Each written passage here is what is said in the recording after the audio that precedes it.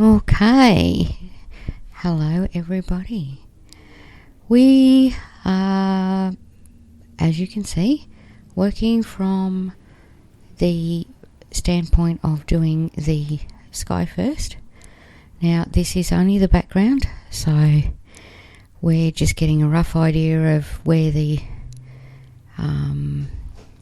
horizon line will finish and putting it in place. We are mixing white to cover our background, and so that it won't be too dark more than anything.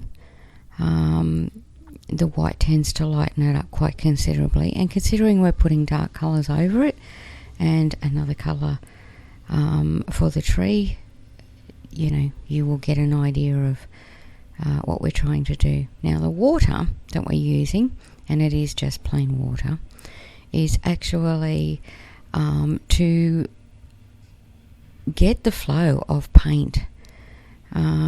We are having trouble because the canvas is incredibly dry.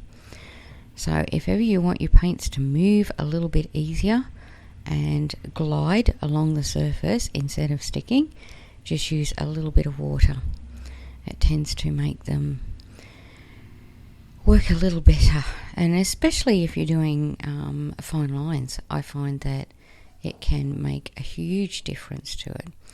Now as you can see, I picked up some blue out of the water, probably from the last colour, the last painting that I did, and the reality is it makes no difference. It's not going to be of detriment to this painting or anything else. And it is a long, slow process trying to get it done. I have a helper. As you can see, my husband is getting me the water. Now, I am using 2 litre paints by Montmartre, which are cheap and easy to get hold of. So you can use pretty much anything. I am in Australia, so it is making... we are limited by what is available here, and also by the price that you would want to pay if you're doing it yourself. I am working on roll canvas as opposed to paper or a canvas, purely and simply because I like to have things that you can frame if you pretty much give away as gifts. Excuse me. And I've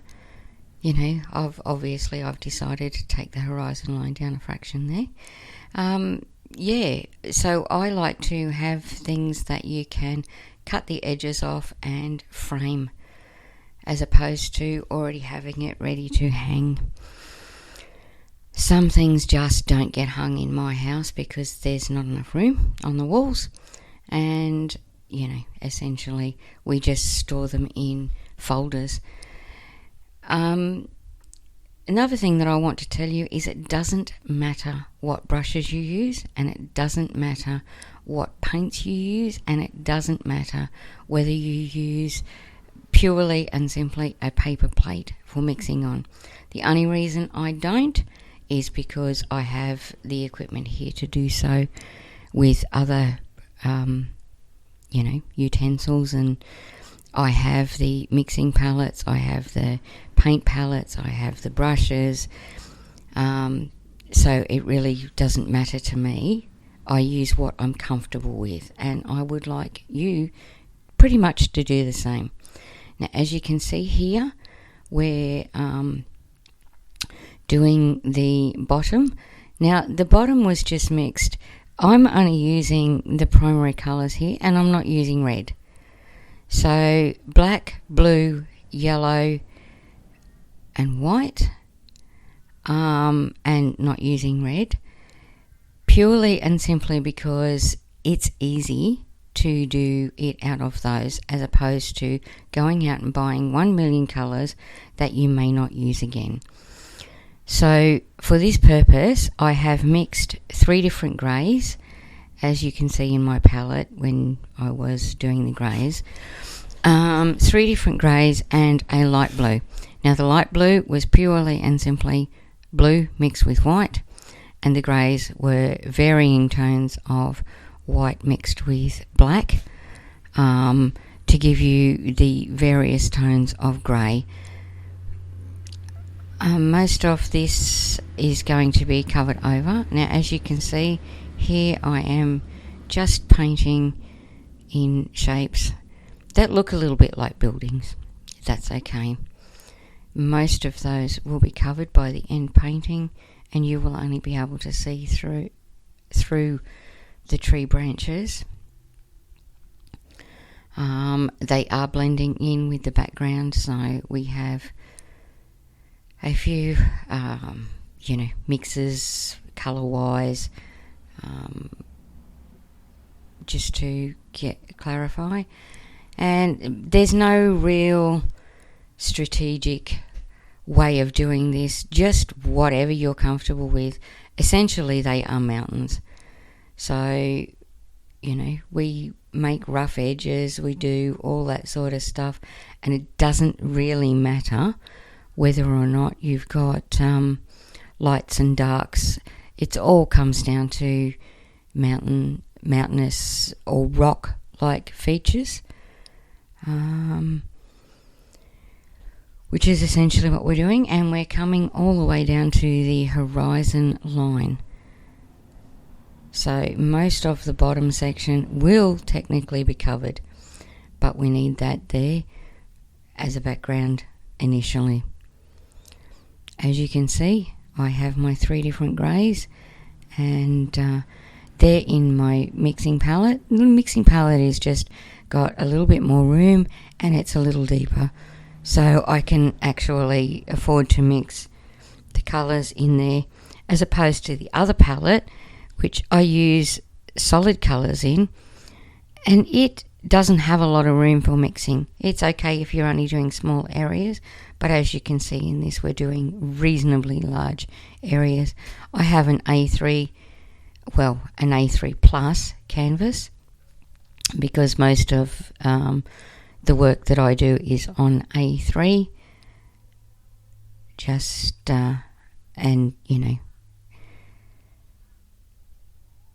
as opposed to A4. The watercolour and that sort of thing is done on A3 and A4, but most of my canvases are A3.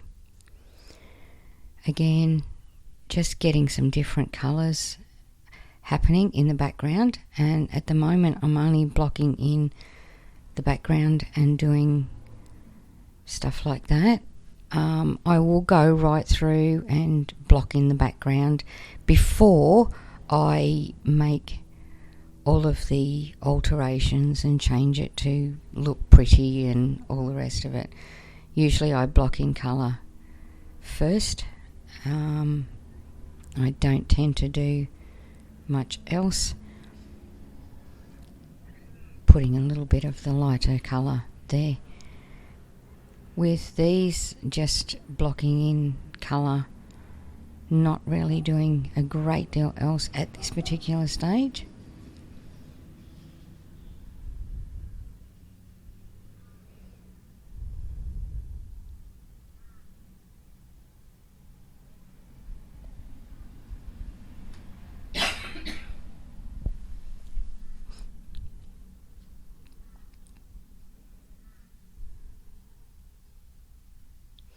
Changing some of the tops so that they're not so square.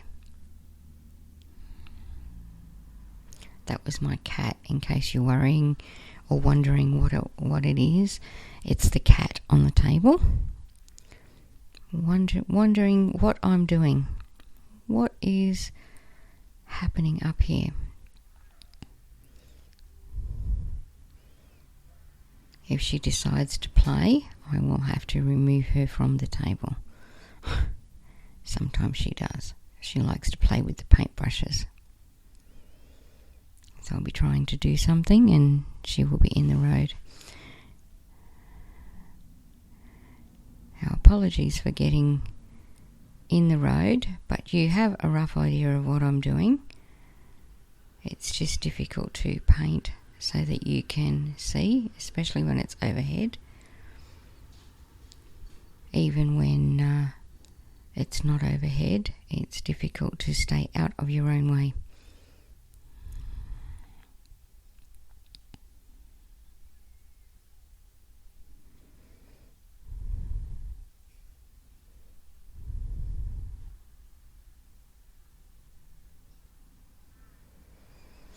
Now, I'm not overly careful here what I do or how far I go. I've already gone over the edges. As you can see, well, you would have seen when I started, I had a defined outline as to the A3 size. I've gone over that in every aspect around the edges, just purely and simply so that I can cut back into it again when I'm ready.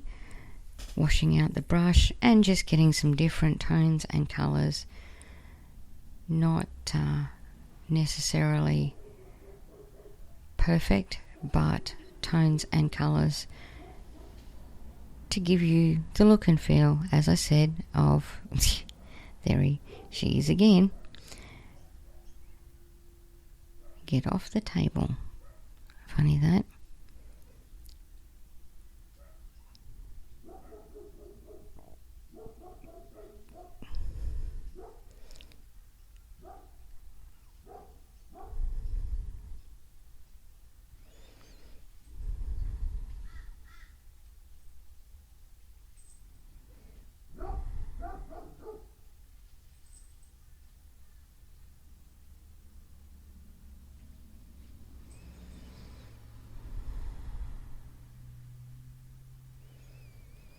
Getting some more paint, excuse the arm. Some more black by the looks of it, just so that I can blend in. Now, remembering that there are no rules, you can pretty much make them as you want and put in colours where you want. Now, I have lines sort of kind of drawn in. Nothing spectacular, using a few different greys and blacks to try and get the colour dynamics.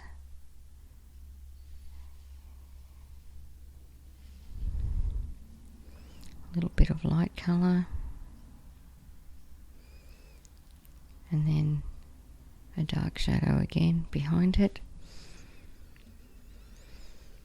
There are no rights and wrongs doing this sort of work.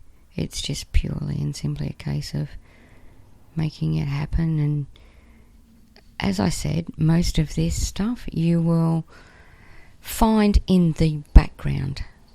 So it's not essential. It just needs to be there for, I suppose, for looks.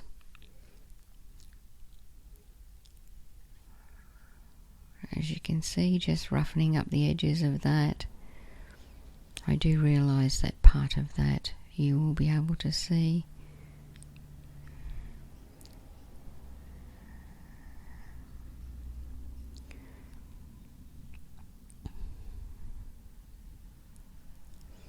Again, coming through, revamping, adding some bits and pieces in, making some lights, some darks.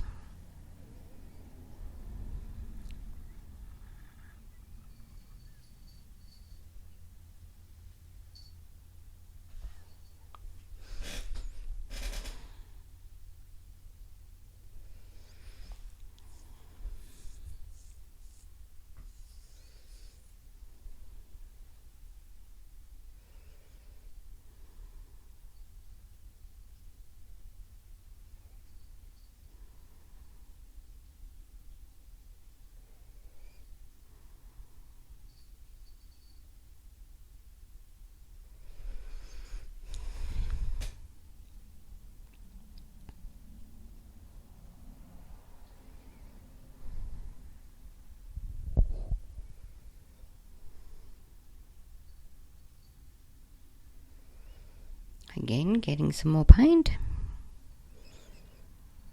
It's a good thing I have the 2 litre pump packs and some white this time.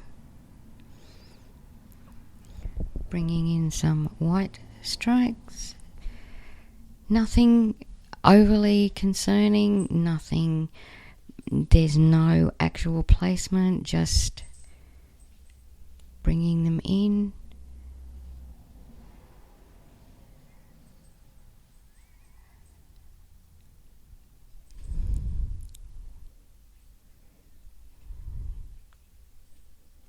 They are tending to blend a little bit with the background, but that's okay.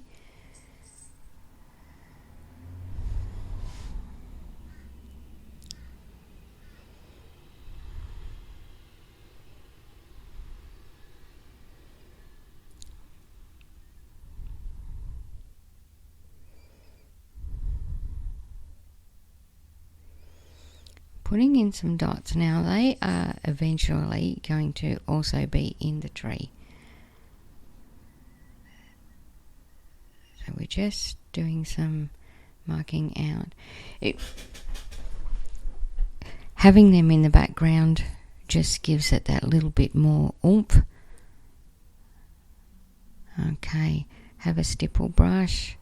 So just getting some mist forming at the base of the tree, base of the mountains and on the water as such.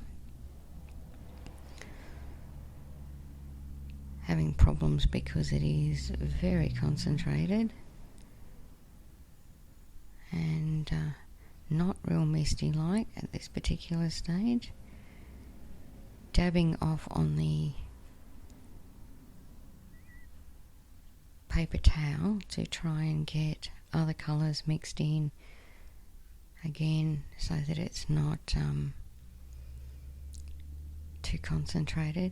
Now, as you can see, I've gone over the horizon line and pretty much wiped that out altogether. It's not something that you'll need to be seeing as you go through, and just put in a few. I suppose technically it's along the horizon line, but it is also pretty much where the water starts. So we're just putting in a few water lines to give the feeling that there is water there.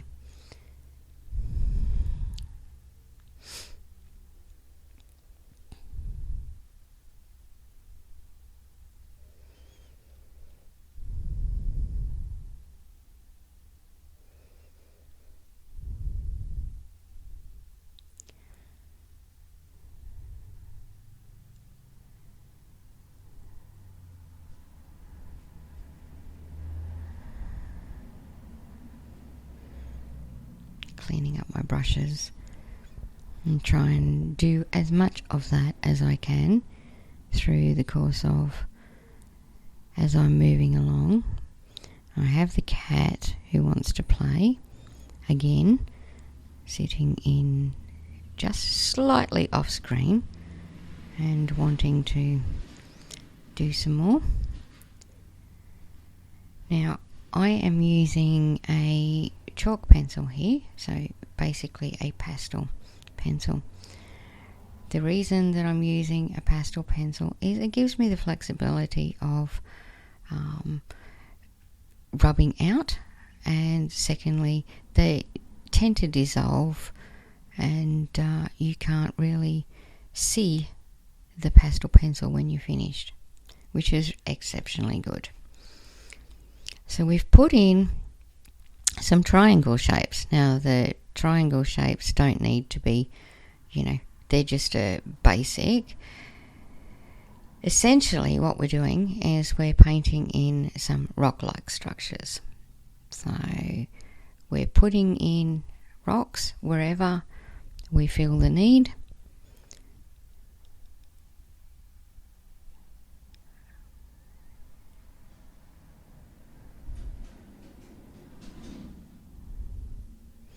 Now don't be too worried about getting this all done in one hit. You can go through and pause the video and take your time and let layers dry. I find that it's quite difficult, especially if you're new to it, painting wet on wet, because the colours do tend to blend if you're not careful. So, don't be too upset and too frightened to actually go through and let it dry. Pause the video and go and do something and let each individual section dry before you start the next one.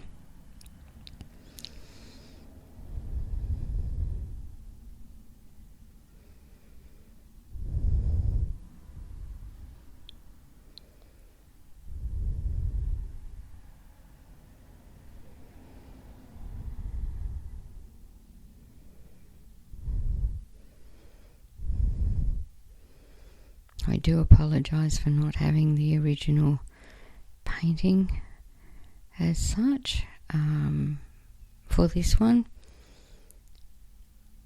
They do change all of the time. Basically, I'm just using my picture that I have on my phone to give me a rough idea of what I'm doing, but nothing major.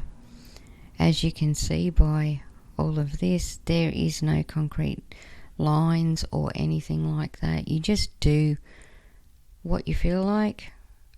The original was only for placement, like the lines that we put in. Now we are attempting to fill in before we do the tree. We'll get most of the rocks done.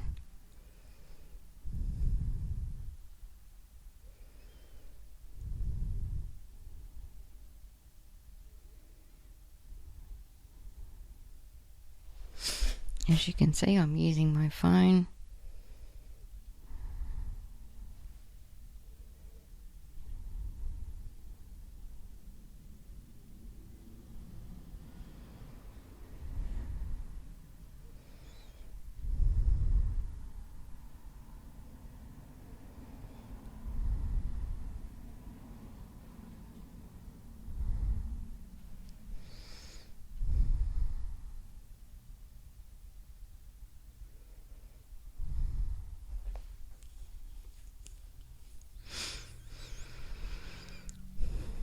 Just gives it a little bit of a rough texture, or rougher texture, nothing major. This is where your water lands. So, yeah, and your light and all the rest of it. Just putting some of that in. Now there's no, I have a rough idea of where it's coming from, but there's no specifics in this.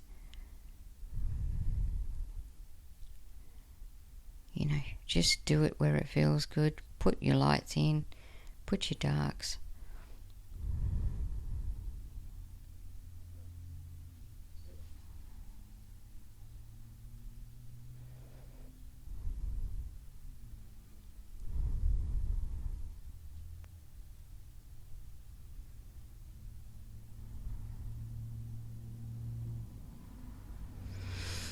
Now on these ones, just tend to roll your brush a little. With these, I find that they're incredibly easy to do, and you can get finer lines if you tend to roll your brush a little.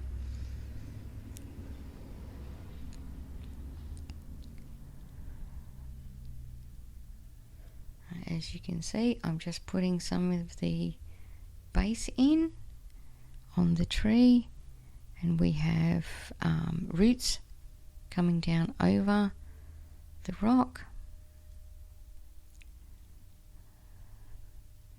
and then going up we have a thick base for the tree, and then it goes out into smaller lines.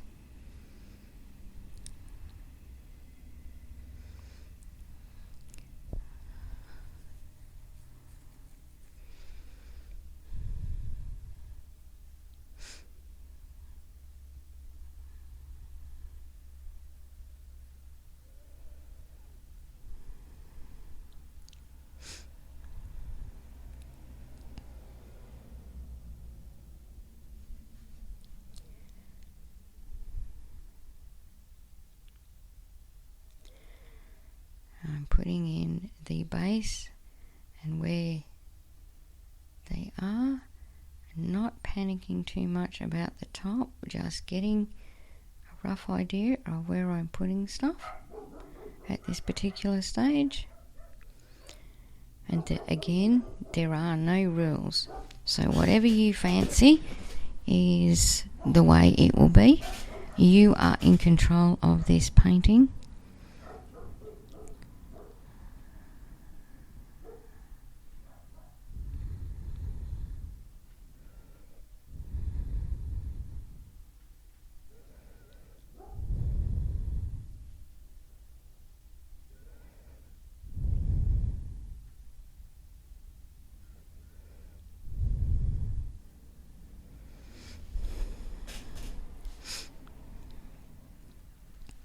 Just going over some of the lines, making them a little bit darker and bringing them down. I'm also making them a little bit thicker so that they blend better with the base of the tree, because at the moment they're all over the place and we haven't really done too much with blending. So I'm just trying to thicken up where they're coming off the edges. And as you can see, I'm using wet over wet, so the idea is I've actually moved the canvas to give me more leeway. If you don't tend to move the canvas and you try and paint it all the way, all in one direction, you tend to create a problem for yourself in that you're putting the paint over, well, you'll get it all over your arm basically.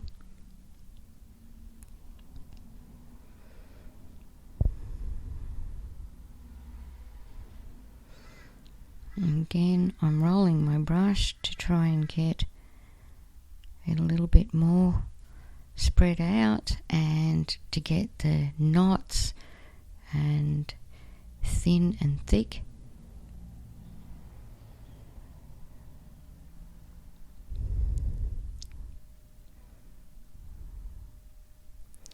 Now this is just putting in some highlights on some of the branches with the white, and of course it is blending, also coming up through the root system to show you that it's there. And you don't have to have exact lines, just have to bring them all in together, because we do have the undercover of the rock. So this is sitting on top and holding on. So some of it will be highlighted and some of it won't. Again, I'm twisting my brush so that you can see what's happening. And there'll be thick and thin lines.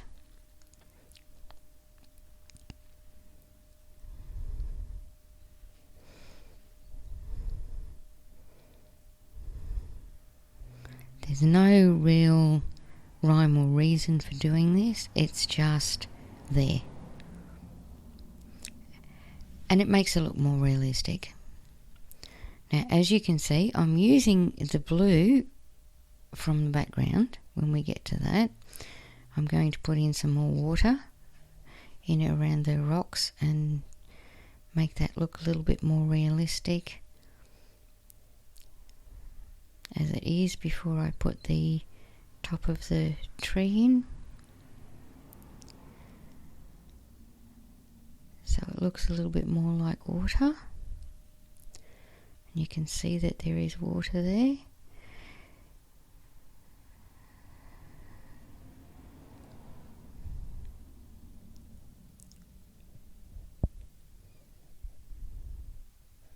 Which basically is just continuing down the where we put the horizon line in to show that there was water.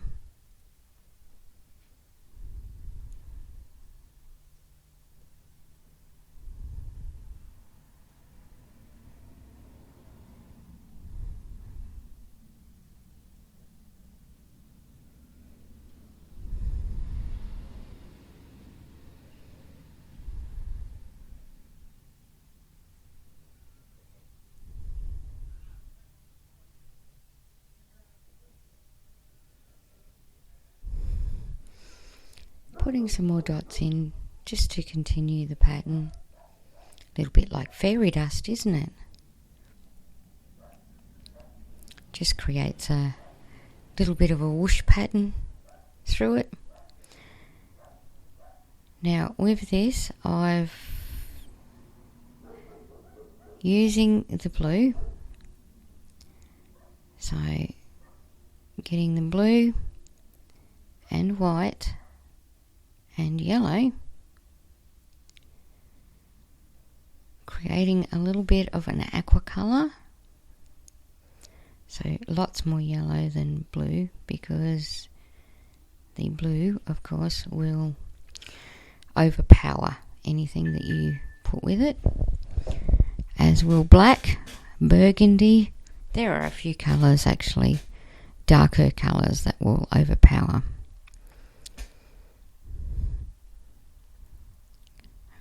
It's a little bit too green, so we're going to put some blue in it.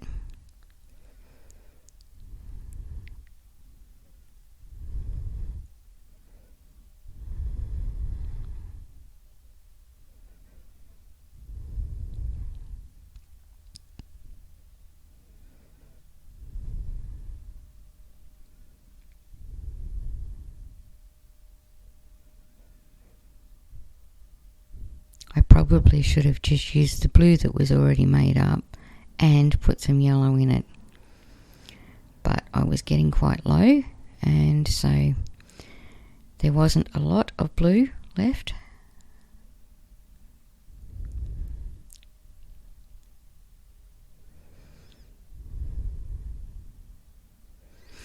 You have to get the colour that you're happy with. I find more than anything it's trial and error to get the colour that you're happy with, but I don't really have that colour already made up, so I would have to make it up anyway, and 9 times out of 10 it's just really is easier to actually use your primary colours as opposed to already buying colours.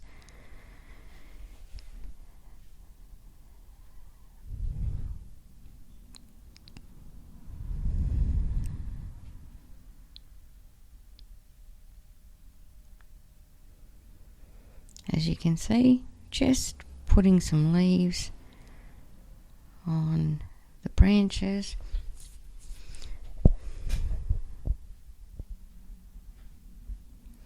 And using well, it's actually a kid's brush to do it.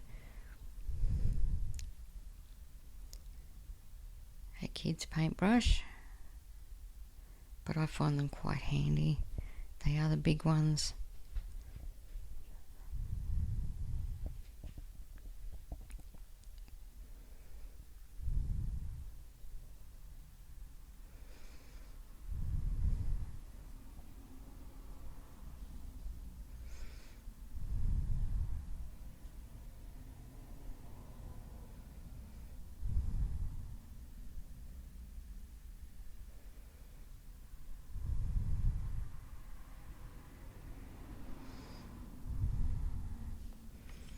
Now I'm putting some white in with this, purely and simply because it divides it off a little It gives it some light.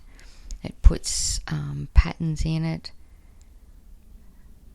where you want them.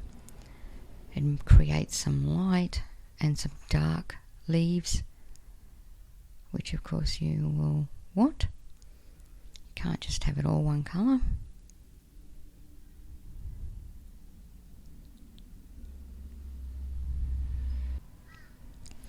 I don't really have any particular pattern in mind. All of the pictures that I use, whether I've painted them before or like the ones that I've got there, they're on the phone because I don't have the originals anymore. You know, there's nothing about art that is going to be the same. So it is purely and simply a case of getting it together and getting something that you like. Something that's close. It's not about making it the same.